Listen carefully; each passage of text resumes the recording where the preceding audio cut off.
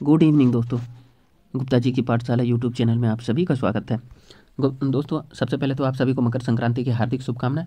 हम लोग जो है ब्लड पढ़ रहे थे कल, ठीक है। ब्लड चैप्टर तो कंप्लीट हो चुका है, लेकिन मैंने वादा किया था आप लोगों से कि कुछ चीज़ें जो है यहाँ पर नहीं है, और मैं उसके लिए एक अलग से स्पेशली ब्लड समूह के लिए एक मैं आप लोगों के लिए एक वीडियो बनाऊंगा, ठीक है। वो केवल ब्लड समूह से ही रिलेशन होगा, तो वही क्लास मैं आज लेकर के आप लोगों के सामने आया हुआ हूँ। कल हमने पढ़ा था कि ब्लड को दो भागों में बांटते, एक आपका रुधिर कोशिका और दूसरा प्लाज्मा। दो भाग होते हैं। प्लाज्मा की संख्या कितनी होती है प्रतिशत? 55% होता है कुल ब्लड का, और 45% क्या होता है? रुधिर कोशिकाएं होती है। अब रुधिर कोशिकाओं को 3 भागों में बांटते थे, आरबीसी, डब्ल्यूबीसी और प्लेटलेट्स में। चलिए स्टार्ट करते हैं तब। तो रुधिर कोशिकाओं का कुल 99% भाग जो होता है क्या होता है? आरबीसी होता है। रक्त कोशिकाओं का 99% भाग आरबीसी होता है। आरबीसी केंद्रक विहीन कोशिकाएं होती हैं। आरबीसी में हीमोग्लोबिन पाया जाता है। उसी के कारण क्या होता है? इसका रक्त का रंग लाल होता है। हीमोग्लोबिन शरीर में क्या करता है? ऑक्सीजन और कार्बन डाइऑक्साइड का शरीर में परिवहन करती है। इसकी कमी से रक्तहीनता यानी एनीमिया रोग हो जाती है। लाल रक्त कणिकाएं प्लीहा में नष्ट होती है, लेकिन इसका निर्माण कहाँ होता है? अस्थि मज्जा में। प्लीहा को लाल रक्त कणिकाओं का कब्रिस्तान कहते हैं। अब यहाँ इंपॉर्टेंट फैक्ट देख लीजिए क्या क्या कहा है कि लाल रक्त कणिकाएं जो होती है कुल रक्त कोशिकाओं का 99% होता है। ये क्या होती है? आरबीसी केंद्रक विहीन होती है। इसमें हीमोग्लोबिन होता है। हीमोग्लोबिन के कारण रक्त का रंग कैसा होता है? लाल होता है। हीमोग्लोबिन ऑक्सीजन और कार्बन डाइऑक्साइड का शरीर में परिवहन करते हैं यानी ट्रांसपोर्टेशन करते हैं। अगर शरीर में आरबीसी की कमी हो जाए तो रक्तहीनता या एनीमिया रोग हो जाता है। आरबीसी यानी लाल रक्त कणिकाएं का निर्माण कहाँ होता है? अस्थि मज्जा में, लेकिन इसका विनाश कहाँ होता है? प्लीहा में, यानी नष्ट कहाँ होता है? प्लीहा में। इसीलिए प्लीहा को लाल रक्त कणिकाओं का कब्रिस्तान कहते हैं, ठीक है। चलिए नेक्स्ट चलेंगे। एक वयस्क मनुष्य में लाल रक्त कणिकाओं की संख्या कितनी होती है? तो कल हमने बताया था 45 से 55 लाख के बिटवीन में होती है। एवरेज निकालिए तो 50 लाख पर MMQ होती है। और इसका जीवन काल कितना होता है? आरबीसी का 120 दिन। कितने दिन का जीवन काल होता है? 120 दिनों का, ठीक है। और संख्या 50 लाख पर MMQ औसत रूप से, ठीक है। ऐसे 45 से 55 लाख, ठीक है। अब डब्ल्यूबीसी के बारे में हम लोग पढ़ेंगे। डब्ल्यूबीसी क्या करता है? शरीर को प्रतिरक्षा प्रदान करता है। डब्ल्यूबीसी को ल्यूकोसाइट कहते हैं, और डब्ल्यूबीसी की संख्या 10,000 प्रति MMQ होती है। इसका डब्ल्यूबीसी का निर्माण 2 जगह पे होती है। एक हमने बताया थी कि अस्थि मज्जा में, दूसरा लिम्फोइड क्या होते हैं? लिम्फोइड सिस्टम में होता है, ठीक है। और इसमें जो होती है जैसे कि आरबीसी में क्या होता है? आरबीसी का केंद्रक नहीं होता है, लेकिन डब्ल्यूबीसी का क्या होता है? केंद्रक होता है, ठीक है। और श्वेत रक्त कणिकाएं कितने प्रकार की होती है? 5 प्रकार के। कल के क्लास का आप लोग जरूर वीडियो देखिए, उसमें 5 प्रकार मैंने बताया है। इओसिनोफिल, बेसोफिल्स, ठीक है। तो इस तरह से ल्यूकोसाइट, ठीक है। तो इस तरह से हमने 5 भाग में बांटा था। लिम्फोसाइट, तो उस तरह से आप जाकर के वहाँ पर देख सकते हैं, ठीक है। तो वहाँ 5 प्रकार हमने बता रखा है। तो ज़्यादा लंबा ये क्लास नहीं करेंगे, इसलिए शॉर्ट में ही बता रहे हैं। जो मेन फैक्ट है उसी पर चलेंगे हम लोग, ठीक है। तो चलिए देखिए, श्वेत रक्त कणिका सबसे पहले हमने बताया कि प्रतिरक्षा प्रदान करती है। दूसरा, श्वेत रक्त कणिका को क्या कहते हैं? ल्यूकोसाइट कहते हैं। श्वेत रक्त कणिकाएं की संख्या ब्लड में कितनी होती है? 10,000 प्रति MMQ होती है। इसका निर्माण अस्थि मज्जा और हमने बोला लिम्फोइड सिस्टम में होती है, ठीक है। लिम्फोइड सिस्टम में होती है, यानी लसिका तंत्र, दोनों जगह पर होती है। डब्ल्यूबीसी का क्या होता है? केंद्रक होते हैं, और कणिकाओं के आधार पर श्वेत रक्त कणिकाएं 5 प्रकार की होती है। बस इतना ही याद रखिए। अगर ब्लड में यानी रक्त में श्वेत रक्त कणिकाओं का अनियंत्रित रूप से बढ़ जाए, अनियंत्रित रूप से अगर ये बढ़ जाता है तो क्या हो जाता है? ल्यूकेमिया हो जाता है। अगर शरीर में यानी ब्लड में डब्ल्यूबीसी की संख्या बहुत अधिक बढ़ जाती है तो उसको ल्यूकेमिया कहते हैं, और इसी को हम लोग ब्लड कैंसर या रक्त कैंसर भी कहते हैं। लेकिन अगर डब्ल्यूबीसी की संख्या कम हो जाए तो क्या होता है? हमारे शरीर में संक्रमण की संख्या बढ़ जाती है, यानी कोई भी बीमारी तुरंत पकड़ लेती है, ठीक है। ये ध्यान रखिएगा, यानी प्रतिरक्षा तंत्र कमजोर हो जाती है, ठीक है। चलिए, रक्त पट्टिका यानी प्लेटलेट्स, इसको हम लोग बिंबाणु भी कहते हैं। क्या कहते हैं? बिंबाणु, याद रखिएगा। बिंबाणु भी कहते हैं प्लेटलेट्स को, ठीक है। चलिए, बिंबाणु यानी रक्त पट्टिकाएं, देखिए ये भी क्या होता है? आरबीसी की तरह क्या होती है? केंद्रक विहीन होती है, ठीक है। और ये जो होता है रक्त पट्टिका या प्लेटलेट्स जो होता है रुधिर का थक्का बनाने में मदद करती है। इसका जीवन काल यानी प्लेटलेट्स या बिंबाणु का जीवन काल 5 से 9 दिनों का होता है। रक्त पट्टिका केवल या प्लेटलेट्स या बिंबाणु केवल स्तनधारियों में ही पाई जाती है। इसमें क्या होता है, रक्त पट्टिका में फाइब्रिन पाया जाता है और इसी की मदद से क्या होता है, रक्त जमता है या थक्का बनता है। ठीक है, अब कुछ चीज़ें इसमें और छूट रही हैं। रक्त कणिका, देखिए आरबीसी जो होता है छोटा होता है, ठीक है, कैसा होता है, आकार में छोटा होता है। ठीक है, आरबीसी का 1/4 आकार जो होता है किसका होता है, रक्त पट्टिका या प्लेटलेट्स का होता है। तो सबसे छोटा जो होता है रक्त पट्टिका होता है, उससे थोड़ा बड़ा हो जाएगा आरबीसी, और सबसे बड़ा होता है आकार में डब्ल्यूबीसी। ठीक है, यहाँ से देख लीजिए, एक मिनट। हाँ, तो ये हमने बताया कि जो है ये केवल जो है होती है रक्त पट्टिकाएं, किसमें पाई जाती है, स्तनधारियों में पाई जाती है, और रक्त फाइब्रिन की मदद से ही जमता है। कल हमने रक्त का थक्का बनाने का भी जो पूरी प्रक्रिया आगे वाले पिछले वाले क्लास में मैंने बताया है, क्लास नंबर 13 था, आई थिंक 12 था। ठीक है, कल वाले क्लास को आप लोग देख लीजिएगा। ठीक है, 12 था क्लास नंबर। हाँ, अब चलिए नेक्स्ट हम लोग आगे बढ़ते हैं। ब्लड से रिलेटेड और भी जो चीज़ें छूट रही हैं वो चीज़ हम लोग करते हैं। चलिए, ब्लड में जो होता है हल्के पीले रंग का द्रव जिसमें आरबीसी तथा थ्रोम्बोसाइट अनुपस्थित होता है, लेकिन केवल डब्ल्यूबीसी ही उपस्थित रहता है। आगे हम लोग पढ़ेंगे यहाँ पर रुधिर को। रुधिर का काम क्या होता है, यानी ब्लड का काम क्या होता है, फंक्शन ऑफ ब्लड। ये रक्त का पीएच मान को नियंत्रित करता है। रुधिर का काम क्या होता है, रक्त की पीएच मान को नियंत्रित करता है। आगे क्या होता है कि आहार नाल यानी एलिमेंट्री कैनाल में पचे हुए और अवशोषित किए गए पोषक पदार्थों को शरीर के विभिन्न भागों तक पहुंचाता है। जो पोषक जो हम लोग भोजन करते हैं वो आहार नाल में पच जाता है, और पचने के बाद क्या होता है, जो अवशोषित हो जाते हैं, तो अवशोषित किए गए पोषक पदार्थों को शरीर के विभिन्न भागों तक यानी ऊतकों तक पहुंचाने का काम कौन करता है, तो यही ब्लड ही करता है। कौन करता है, ब्लड या रक्त करता है। चलिए, श्वसनांगों में ऑक्सीजन को लेकर शरीर के विभिन्न कोशिकाओं में पहुंचाना, और कोशिकीय श्वसन यानी सेलुलर रिस्पायरेशन क्रिया से उत्पन्न कार्बन डाइऑक्साइड को श्वसनांगों में छोड़ना। कुल मिलाकर के बोल रहा है कि जैसे ब्लड में क्या होता है, हमें क्या होती है, ऑक्सीजन की आवश्यकता होती है। ऑक्सीजन हम फेफड़ों के द्वारा शरीर में लेते हैं, उसके बाद क्या होता है, ये ब्लड में जाकर के मिक्स होता है, और वो ऑक्सीजन क्या होता है, शरीर के विभिन्न भागों या ऊतकों तक पहुँचता है। ठीक है, इसीलिए इसको ऑक्सीजन शरीर के विभिन्न भागों तक पहुँचाने का काम कौन करता है, रक्त करता है। और शरीर में जो विभिन्न क्रियाकलाप के बाद जो कार्बन डाइऑक्साइड उत्पन्न होते हैं, वो कार्बन डाइऑक्साइड को ब्लड के साथ ले करके हृदय तक पहुंचाती है, और हृदय यानी फेफड़े तक पहुंचाती है, और फेफड़े से फिर हम लोग क्या करते हैं, जब श्वासोच्छ्वास के द्वारा यानी उसको श्वसन के रूप में हम लोग कार्बन डाइऑक्साइड को बाहर निकाल देते हैं। ठीक है, श्वसनांगों से। तो वही बोला कि श्वसनांगों के द्वारा ऑक्सीजन को लेकर शरीर के विभिन्न भागों तक कोशिकाओं में पहुंचाना, और कोशिकीय श्वसन के द्वारा क्रिया में उत्पन्न कार्बन डाइऑक्साइड माने कोशिका में जो कार्बन डाइऑक्साइड उत्पन्न होता है उसको लेकर के बाहर तक छोड़ना किसका काम होता है, रक्त का ही काम होता है। आगे बढ़ेंगे। चलिए, अब रक्त में जो होता है, देखिए जब ब्लड की पूरी प्रक्रिया हमारे शरीर में संपादित होती है तो कई अपशिष्ट पदार्थ बनते हैं। कल भी मैंने बताया था, जैसे कि अमोनिया, यूरिया, अम्ल आदि हानिकारक पदार्थों का उत्सर्जन करते हैं। कौन करते हैं, तो ब्लड करते हैं। अमोनिया, यूरिया, अम्ल आदि हानिकारक पदार्थों का उत्सर्जन भी करते हैं। अंगों जैसे वृक्कों तक पहुंचाने का काम भी रक्त का होता है, क्योंकि जानते हैं कि रक्त जो होता है फिल्टरेशन कहाँ पर जाकर के होता है, किडनी में होता है। तो ब्लड में जितनी भी अपशिष्ट पदार्थ होते हैं वो छन करके शुद्ध होकर के जो ब्लड होता है उस शरीर के विभिन्न भागों में पहुंच जाता है, और जो गंदी यानी अपशिष्ट पदार्थ होते हैं वो किडनी के माध्यम से छन करके शरीर के बाहर निकल जाते हैं। ठीक है, शरीर के बाहर निकलते हैं, या मूत्र या फिर अपशिष्ट के रूप में। ठीक है, तो वही चीज़ हम बोल रहे हैं, अमोनिया, यूरिया, अम्ल आदि हानिकारक पदार्थों को उत्सर्ज करके अंगों या वृक्कों तक पहुंचाना। हार्मोन्स, एंजाइम और एंटीबॉडी का स्थानांतरण करना, यही ब्लड ही क्या करते हैं, हार्मोन, एंजाइम और एंटीबॉडीज़ का शरीर के विभिन्न भागों में हस्तांतरण करते हैं। हानिकारक जीवाणुओं, विषाणु यानी वायरसेस व रोगाणुओं के आदि का भक्षण करने के शरीर की रोगों को सुरक्षा प्रदान करना। ये देखिए क्या करते हैं, हानिकारक जीवाणु, विषाणु, रोगाणु आदि का भक्षण करते हैं, और शरीर को रोगों से क्या करते हैं, सुरक्षा भी प्रदान करते हैं। एक्चुअली ये जो होता है ये ब्लड का ही पार्ट है जो कि डब्ल्यूबीसी स्पेशली करती है। ठीक है, चलिए, शरीर के सभी भागों में तापमान का नियंत्रण और उसे एक समान बनाए रखना भी किसका काम होता है, रक्त का काम होता है। शरीर के सभी भागों में तापमान का नियंत्रण करना और इसे एक समान बनाए रखना भी ये रक्त का या ब्लड का काम होता है। आगे बढ़ेंगे हम लोग। चोट लगने पर रुधिर बहकर बाहर जाने से रोकने के लिए थक्का जमाने का काम होता है ब्लड का। ठीक है, चोट लगने पर रुधिर बहकर बाहर जाने से रोकने के लिए थक्का जमाने का काम भी ब्लड का होता है। आवश्यक पदार्थ पहुंचाकर आहत भागों या घावों को भरने में भी मदद यही ब्लड करता है। आवश्यक पदार्थ पहुंचाकर आहत भागों में यानी चोट लगे भागों को भरने में भी मदद करता है। ठीक।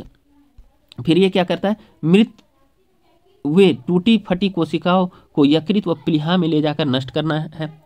जो खराब कोशिकाएं होती है उसको यकृत व प्लीहा में ले जाकर के नष्ट करवाने का काम भी यही करता है। आगे हम लोग बढ़ेंगे, शरीर के विभिन्न अंगों के बीच समन्वय स्थापित करना और शरीर के अंतः वातावरण नियंत्रण करना, ये सभी काम किसके होते हैं, इसके होते हैं। रोगाणुओं को नष्ट करना भी काम होता है, ठीक है, किसका, ब्लड का। वसा वाले उत्तकों को गहराई वाले भाग तक पहुंचाना, वसा वाले उत्तकों को गहराई वाले भाग तक पहुंचाना भी ब्लड का काम होता है। लंबी यात्रा करने पर लसिका ग्रंथि इकट्ठा हो जाती है। अगर लंबी यात्रा करती है तो उसके बाद लसिका ग्रंथि क्या हो जाती है, इकट्ठी हो जाती है, तब पाँव में सूजन आ जाती है। कभी कभी पाँव में क्या होता है, एड़ी में देखिएगा सूजन आ जाती है। जब लंबी यात्रा करते हैं तो उसमें लसिका ग्रंथि इकट्ठी हो जाती है, तब पाँव में क्या हो जाती है, सूजन आ जाती है। ये सभी चीज़ें हम लोग देखते हैं। अब कुछ तथ्य हम लोग पढ़ेंगे रक्त से संबंधित। रक्त का अध्ययन को क्या कहते हैं, हीमेटोलॉजी कहा जाता है। रक्त के अध्ययन को क्या कहिएगा, हीमेटोलॉजी कहा जाता है। रक्त का निर्माण प्रक्रिया को क्या कहते हैं, हीमोपाइसिस कहते हैं। रक्त निर्माण की प्रक्रिया को क्या कहते हैं, हीमोपाइसिस, ठीक है। अब ये सब फैक्ट एकदम याद ही रखना है।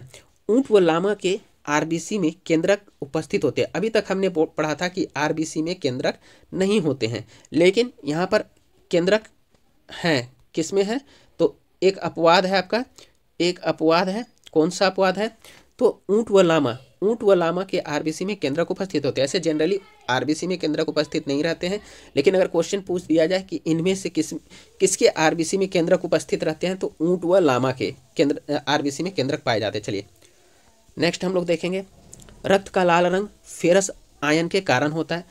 रक्त का लाल रंग किस आयन के कारण होता है, रक्त का लाल रंग किस आयन के कारण होता है, तो फेरस आयन के कारण होता है, जो हीमोग्लोबिन में पाया जाता है। ये फेरस आयन कहाँ पाया जाता है, हीमोग्लोबिन में। चलिए आगे बढ़ेंगे। ऊंचाई पर जैसे ही जाइए, जैसे पहाड़ों वगैरह में हम लोग जाते हैं तो श्वसन क्या होती है, हमारी बढ़ जाती है। तो ऊंचाई पर जाने पर आरबीसी की मात्रा बढ़ जाती है। वहाँ ऊंचाई पर जाइएगा तो आरबीसी की मात्रा क्या हो जाती है, बढ़ जाती है। नेक्स्ट चलेंगे, लाल रक्त कणिका का मुख्य कार्य जो होता है ऑक्सीजन का परिवहन होता है। आरबीसी का मेन काम होता है ऑक्सीजन का परिवहन। मानव शरीर का सामान्य रक्तचाप कितना होता है, 120/80 mm होता है। मानव शरीर का जो ब्लड प्रेशर होता है कितना होता है, 120/80 mm होता है। लाल रक्त कणिकाओं का हमने कई बार बताया कि जीवन काल 120 दिन का होता है। शरीर में रक्त परिसंचरण वाहिनियों द्वारा होता है, जिन्हें रक्त वाहिनियाँ कहते हैं। शरीर में जो है रक्त का परिसंचरण जो होता है वाहिनियों के द्वारा होता है, इसे हम लोग रक्त वाहिनी कहते हैं। चलिए आगे हम लोग पढ़ते हैं। अब रक्त समूह पर हम लोग आते हैं। रक्त के से रिलेटेड जो मेन फैक्ट था हमने दे दिया। रक्त समूह की खोज कार्ल लैंडस्टीनर के द्वारा 1900 ईस्वी में की गई थी। रक्त समूह यानी ब्लड ग्रुप की खोज कार्ल लैंडस्टीनर के द्वारा कब की गई थी, 1900 ईस्वी में की गई थी। नेक्स्ट चलेंगे। अब इसमें दो चीज़ें होती है, एंटीजन और एंटीबॉडी। रक्त में लाल रक्त कोशिकाओं के ऊपर पाए जाने वाली संरचना को क्या कहते हैं, एंटीजन। आरबीसी के ऊपर पाए जाने वाली संरचना को क्या कहते हैं, एंटीजन कहते हैं। लाल रक्त कोशिकाओं के ऊपर पाए जाने वाली संरचना ये प्रोटीन की बनी होती है। एंटीजन जो होती है क्या चीज़ की बनी होती है, आरबीसी में जो एंटीजन पाया जाता है वो किस चीज़ की बनी होती है, प्रोटीन की बनी होती है। अर्थात एंटीजन प्रोटीन की बनी होती है। नेक्स्ट चलेंगे।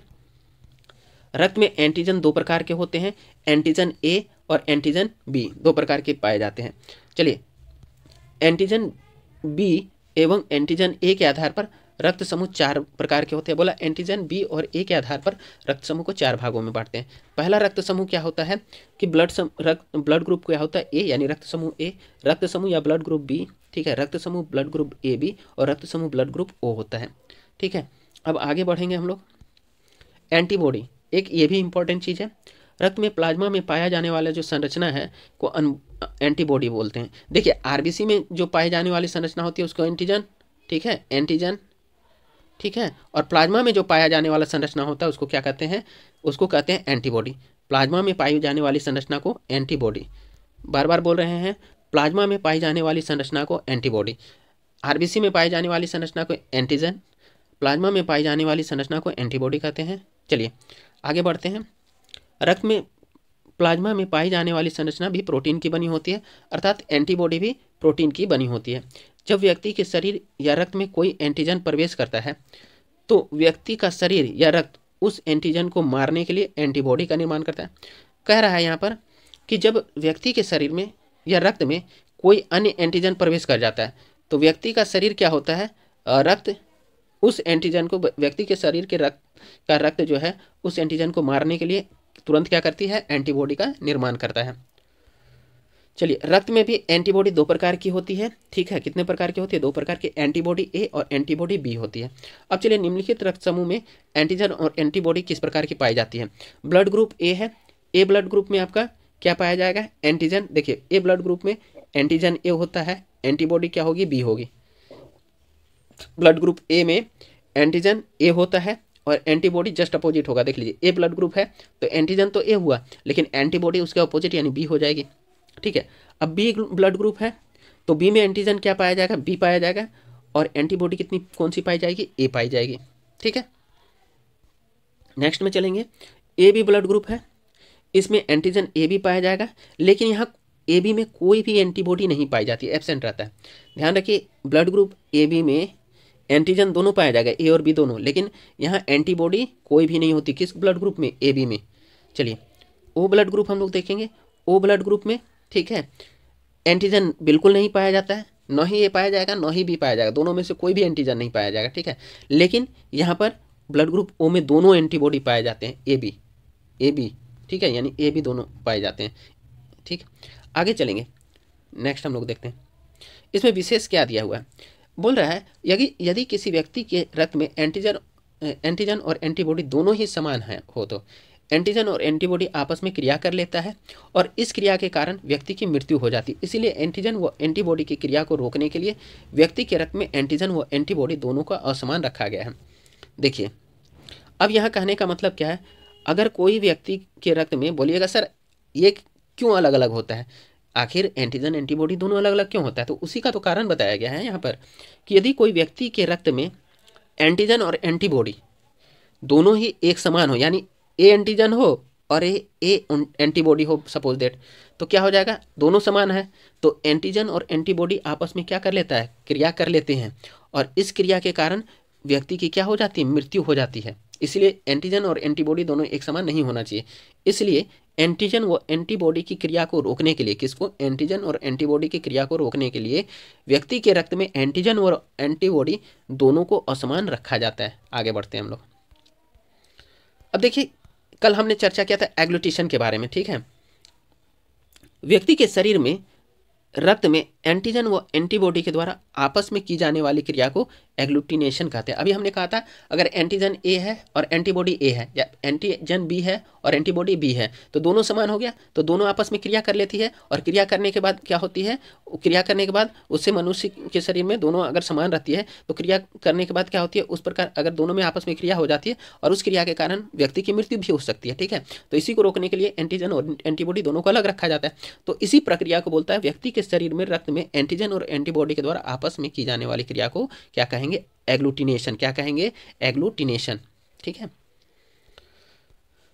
व्यक्ति के शरीर में रक्त में एग्लूटिनेशन की क्रिया केवल एंटीजन व एंटीबॉडी दोनों समान होने पर ही होती है। वही चीज अभी यहाँ बोल रहे हैं, अन्य किसी स्थिति में एग्लूटिनेशन की क्रिया नहीं होती। बोल रहा है व्यक्ति के शरीर में एग्लूटिनेशन की क्रिया कब होती है? जब एंटीबॉडी और एंटीजन दोनों समान हो, यानी ए एंटीजन है, ए एंटीबॉडी है, या फिर बी एंटीजन है, बी एंटीबॉडी है, ठीक है, या फिर suppose that A B antigen है, ठीक है, ए एंटीजन है और ए एंटीबॉडी है। इस प्रकार का अगर दोनों समान रहेगा तो उस स्थिति में क्या हो जाती है? एग्लूटिनेशन की क्रिया होती है, ठीक है। अन्य किसी स्थिति में एग्लूटिनेशन नहीं होती, माने अपोजिट रहेगा तो नहीं होगा, ठीक है, ये ध्यान रखना है। चलिए, रक्त समूह ए बी में एंटीबॉडी अनुपस्थित होता है। हमने अभी देखा था रक्त समूह ए बी में, ए बी ब्लड ग्रुप में एंटीबॉडी नहीं रहता है, ठीक है। इसीलिए रक्त समूह ए बी की प्रतिरक्षा कमजोर होती है। सबसे कमजोर प्रतिरक्षा यानी इम्यूनिटी किसकी होती है? ए बी की होती है। सबसे कमजोर प्रतिरक्षा या इम्यूनिटी किसकी होती है? ए बी की, क्योंकि इसमें एंटीबॉडी नहीं पाया जाता है। किसमें? ए बी में एंटीबॉडी नहीं पाया जाता है, ध्यान रखिएगा। एंटीबॉडी अनुपस्थित किस में रहता है? ए बी में, ठीक है। इसीलिए इसकी इम्यूनिटी क्या होती है? कमजोर होती है।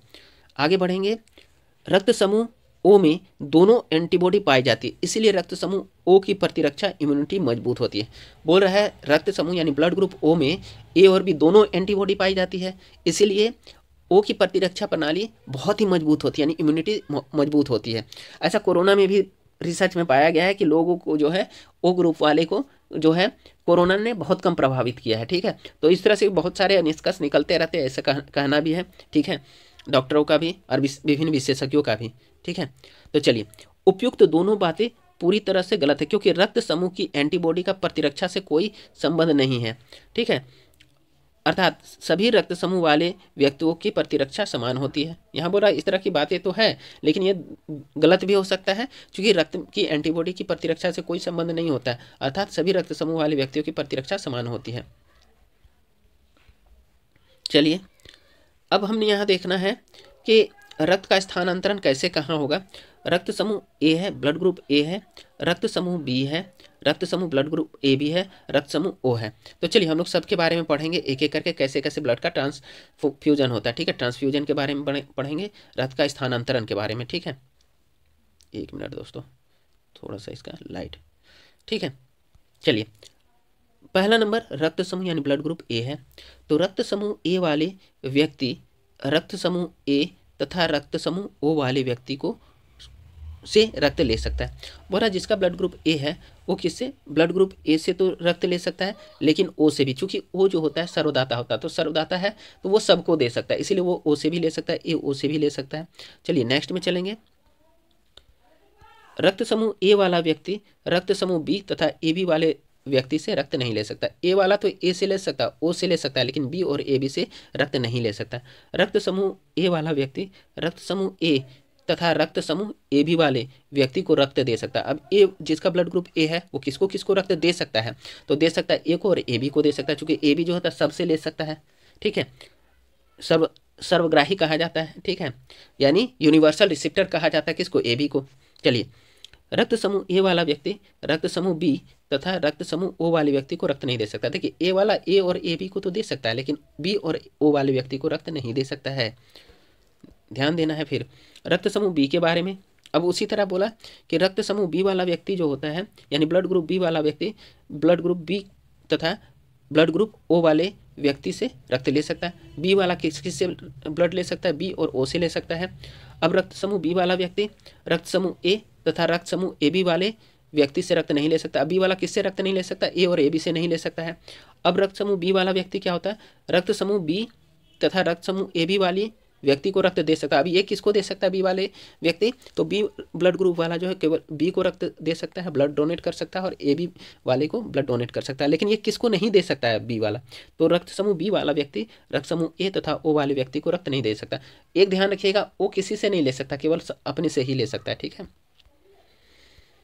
वो केवल देता है।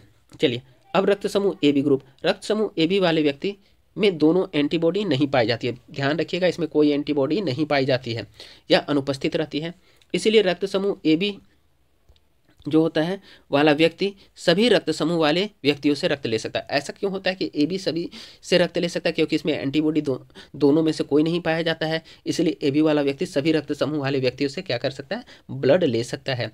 इसीलिए तो रक्त समूह यानी ब्लड ग्रुप ए बी वाले को सर्वग्राही या यूनिवर्सल एक्सेप्टर कहा जाता है, या यूनिवर्सल रिसिपेंट कहा जाता है। ए बी वाले ब्लड ग्रुप को क्या कहा जाता है, सर्वग्राही कहा जाता है या यूनिवर्सल एक्सेप्टर रक्त समूह कहा जाता है। बहुत बार ये क्वेश्चन रिपीट हुआ है, माथा में घुसा लीजिए एकदम, कि इसलिए रक्त समूह ए बी वाले को सर्वग्राही, यूनिवर्सल एक्सेप्टर, यूनिवर्सल रिसिपेंट, ये सभी कहते हैं किसको, ए बी रक्त समूह को। ठीक है, ध्यान दीजिएगा।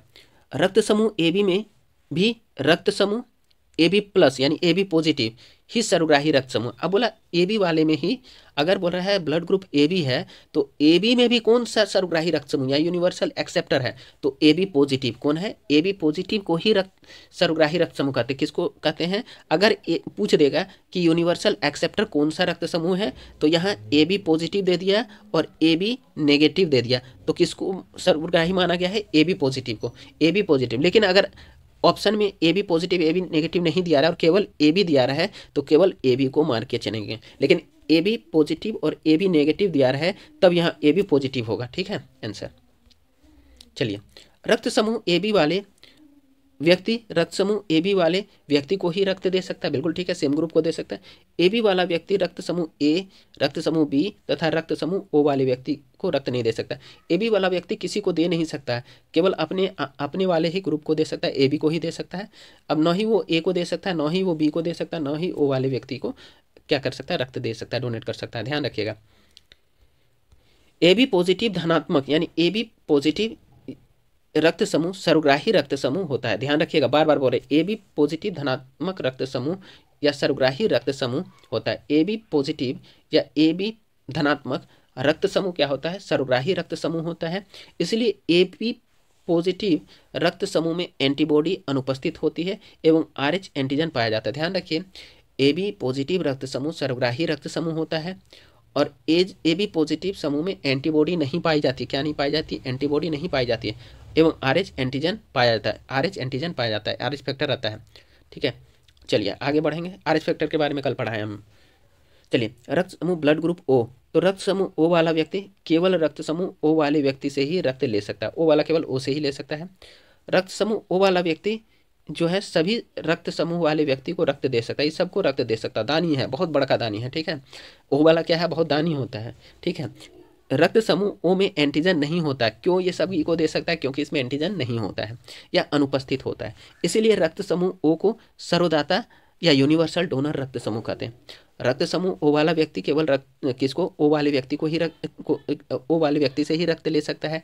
O वाला व्यक्ति सभी रक्त समूह वाले व्यक्ति को रक्त दे सकता है क्योंकि रक्त समूह O में एंटीजन नहीं होता, कोई भी एंटीजन नहीं होता है, अनुपस्थित रहता है। इसीलिए रक्त समूह O को सर्वदाता या यूनिवर्सल डोनर रक्त समूह कहते हैं। लेकिन अगर केवल O रहे ऑप्शन में तो O मार देंगे। ठीक है, अब यहाँ एक इफ लगा रहे हैं हम, लेकिन अगर ऑप्शन में O पॉजिटिव दिया रहा है और O नेगेटिव दिया रहा है तो O नेगेटिव ही क्या होगा? यूनिवर्सल डोनर होगा। कौन होगा? यूनिवर्सल डोनर O नेगेटिव होता है एक्चुअल में। ऑप्शन देख लीजिएगा, अगर ऑप्शन में O पॉजिटिव और O नेगेटिव है तब यहाँ सर्वदाता किसको कहिएगा? O नेगेटिव को। लेकिन अगर O पॉजिटिव O नेगेटिव ना दिया रहा है और केवल O दिया रहा है तब O मार करके निकलिएगा। ठीक है, चलिए वही बोला है, O को सर्वदाता कहते हैं। अब यहाँ आगे बोल रहा है, वही चीज़ आगे बोल रहा है, रक्त समूह O में भी रक्त समूह O नेगेटिव ही सर्वदाता रक्त समूह होता है। ध्यान रखिएगा, क्योंकि इसमें क्या होता है? RH फैक्टर नहीं पाया जाता है, इसीलिए O नेगेटिव ही सर्वदाता रक्त समूह होता है। चलिए आगे बढ़ते हैं हम लोग। रक्त समूह O वाला व्यक्ति केवल रक्त समूह O वाले व्यक्ति से ही रक्त ले सकता है। रक्त समूह O वाला व्यक्ति केवल रक्त समूह किससे ले सकता है? ब्लड ग्रुप O से ही रक्त ले सकता है। चलिए, ब्लड ग्रुप O वाला व्यक्ति रक्त समूह A रक्त समूह, B रक्त समूह, AB O वाले व्यक्ति को रक्त दे सकता है, सबको दे सकता है। ये अपना ब्लड ग्रुप सबको दे सकता है, इसीलिए तो इसको यूनिवर्सल डोनर कहा गया है। ठीक है, O नेगेटिव या O नेगेटिव और ऋणात्मक रक्त समूह सर्वदाता रक्त समूह होता है, बता चुके हैं। O नेगेटिव यानी O ऋणात्मक रक्तदाता समूह सर्वदाता रक्त समूह होता है, क्योंकि O नेगेटिव यानी O ऋणात्मक रक्त समूह में कोई एंटीजन, कोई RH फैक्टर नहीं पाया जाता। O नेगेटिव में कोई RH फैक्टर नहीं पाया जाता। चलिए आगे बढ़िए। अब निम्नलिखित रक्त समूह अन्य रक्त समूह को रक्त नहीं दे सकता है। कौन कौन नहीं दे सकता है? देखिए, ब्लड ग्रुप A जो है, देखिए ब्लड ग्रुप A है, B है, AB है और O है। AB किसको किसको दे सकता है? ब्लड ग्रुप A वाला व्यक्ति जो है A को ब्लड ग्रुप AB को दे सकता है। ठीक है, और O और B को नहीं दे सकता है। जिसका ब्लड ग्रुप A है वो किसको किसको ब्लड दे सकता है? A को दे सकता है, AB को दे सकता है, और किसको नहीं दे सकता? O और B को नहीं दे सकता है। वैसे ही B ब्लड ग्रुप जिसका है वो B को दे सकता है और AB को दे सकता है। जिसका ब्लड ग्रुप B है वो किसको किसको रक्त दे सकता है? डोनेट किसको कर सकता है? B और AB को। और किसको नहीं दे सकता? O और A को। फिर जिसका AB ब्लड ग्रुप है वो केवल AB वाले को ही दे सकता है ब्लड। AB ब्लड ग्रुप वाला केवल AB को ही दे सकता है, लेकिन AB वाला किसको किसको नहीं दे सकता है? A को नहीं दे सकता, ना ही B को, ना ही O को दे सकता है। ठीक है, ध्यान रखिएगा। आगे चलेंगे हम लोग। 1 मिनट क्या आज हो जाता है। अब O ब्लड ग्रुप वाले किसको दे सकते? सभी को दे सकते। A को भी देगा ये ब्लड, B को भी देगा, AB को भी देगा और O को भी देगा। सभी को ये ब्लड ग्रुप सभी को देने वाला ब्लड है। वो सबको ब्लड देता है, यानी बहुत बड़का दानदाता है, यानी यूनिवर्सल डोनर है। ठीक है, आगे चलेंगे। और O को कौन नहीं दे सकता है? ये सभी को दे सकता है, लेकिन O केवल किससे ले सकता है? O केवल किसको से ले सकता है? तो सभी को तो दे सकता है, लेकिन O किससे ले सकता है? O से ले सकता है। ठीक है, दे सबको सकता है। ठीक है, दे तो सबको सकता है। अब इसको कौन नहीं दे सकता है? न ही वो A से ले सकता है, न ही वो B से ले सकता है, न ही AB से ले सकता है, केवल O से ही ये ले सकता है। ठीक है, चलिए अपने ही ग्रुप से लेगा, सीधे सीधी बात है। ऋणात्मक रक्त समूह या नेगेटिव ब्लड क्या होता है? ऋणात्मक रक्त समूह या नेगेटिव ब्लड ग्रुप। भारत में लगभग 7% जनसंख्या में नेगेटिव रक्त समूह यानी ऋणात्मक रक्त समूह पाया जाता है। ध्यान रखिएगा, भारत में जितना भी ब्लड ग्रुप है 2 भाग में है, एक पॉजिटिव है दूसरा नेगेटिव है। तो भारत में 7% लोगों के पास कैसा रक्त समूह पाया जाता है? नेगेटिव पाया जाता है। कैसा पाया जाता है? भारत में 7% लोगों के पास ही नेगेटिव रक्त समूह पाया जाता है। जैसे ए नेगेटिव हो गया, बी नेगेटिव हो गया, ए बी नेगेटिव हो गया, ओ नेगेटिव हो गया। हालांकि मेरा रक्त समूह भी ओ नेगेटिव है जो कि रेयरेस्ट ब्लड ग्रुप माना जाता है। ठीक है, चलिए, जो कुछ 1% ही भारत में है। ठीक है, चलिए, भारत में लगभग 7% जनसंख्या में ऋणात्मक रक्त समूह पाया जाता है। चलिए, विश्व में लगभग 15% जनसंख्या में ऋणात्मक रक्त समूह पाया जाता है। भारत में 7% और पूरे विश्व में कितना प्रतिशत लोगों में नेगेटिव रक्त समूह पाया जाता है? 15% लोगों में। पूरे विश्व में 15% और भारत में 7% लोगों में ऋणात्मक रक्त समूह पाया जाता है। बाकी भारत में 93% लोगों के पास कैसे रक्त समूह है? भारत में लगभग 93% जनसंख्या में धनात्मक या पॉजिटिव रक्त समूह पाया जाता है। भारत में लगभग 93% जनसंख्या में क्या पाया जाता है? पॉजिटिव ब्लड ग्रुप पाया जाता है। और विश्व में लगभग कितना? 85% जनसंख्या में पॉजिटिव रक्त समूह पाया जाता है। देखिए 7 जोड़ दीजिएगा नेगेटिव वाला तो 100% हो गया यहाँ पर, और यहाँ 15% जो नेगेटिव वाला 100% हो गया, विश्व में 100%। तो वही बोल रहा है कि भारत में लगभग 93% जनसंख्या में धनात्मक रक्त समूह यानी पॉजिटिव ब्लड ग्रुप है। विश्व में लगभग 85% जनसंख्या में पॉजिटिव ब्लड ग्रुप पाया जाता है। कल देखिए यही सब चीज़ें छूटी थी, तो आज पूरा ये ब्लड ग्रुप समाप्त हो गया दोस्तों। ठीक है, आज गुप्ता जी की पाठशाला का ये क्लास समाप्त होता है। कल से जो है नए चैप्टर के साथ, नए क्लेवर के साथ और नए तरीके से फिर से नए अंदाज में आप लोगों के सामने प्रस्तुत होंगे हम। ठीक है, कोशिश करेंगे कि इस चैप्टर का नेक्स्ट में हम क्या करें कि अब MCQ का भाग लेकर के आएँ। तो आप लोग इसी तरह से बने रहिए YouTube चैनल में और आने वाले एग्ज़ाम के लिए पॉजिटिव रहिए। मेरा कोशिश यही है कि आप लोगों के एक भी क्वेश्चन बायोलॉजी से ना छूटे, आप लोग 100% करके आएँ। ठीक है, तो चलिए, आप लोगों का बहुत बहुत धन्यवाद। आज का सेशन यहीं समाप्त करते हैं दोस्तों। आप लोग मेरे चैनल को लाइक कीजिए, सब्सक्राइब कीजिए, शेयर कीजिए, कमेंट कीजिए।